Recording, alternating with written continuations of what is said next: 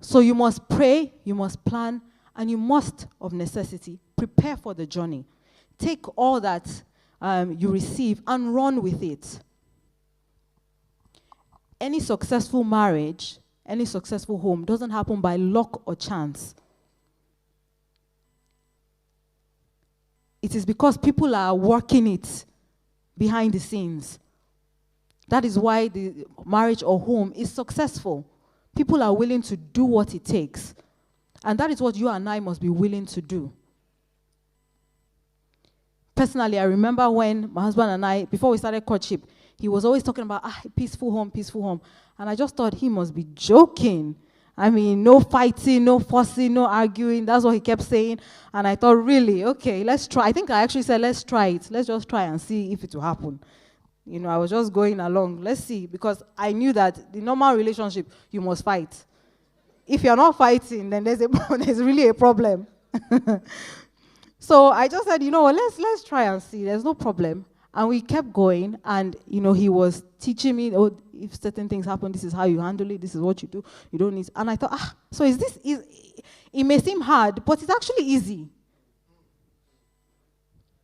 Because in the flesh, it may seem that it's hard. But once you are, you know, relying on the Holy Spirit, it's so easy. It's so easy to do. You are not even stressed. You know, if you are fussing and fighting, your whole body will be shaking. You are using all your energy. You have expended. But, you know, it's so easy to just be going and and it's all about our mindset. When you make up your mind that nothing will ever bring me to the level of raising my voice, shouting, no matter how I feel, I will keep putting my body under. So even if your spouse offends you, there's a way you know how you react that, you know, it doesn't even faze you. So he kept talking about that, and I said, okay, let's give it a try. And we kept going 4 years. I mean, every year we'll look back and say, we didn't even argue. We didn't fuss.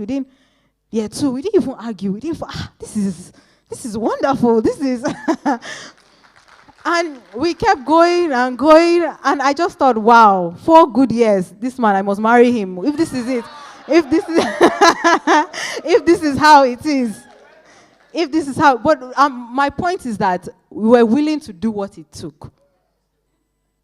We were willing to do what it took, not to have a status quo relationship, or a status quo marriage, rather. So in courtship, we must be willing to do what it takes.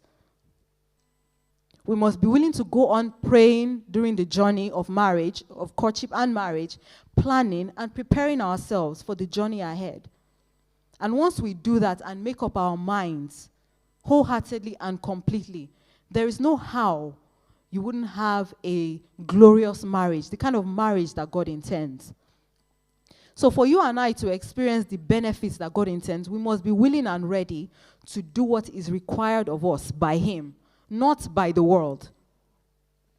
The world's standards are not our own standards.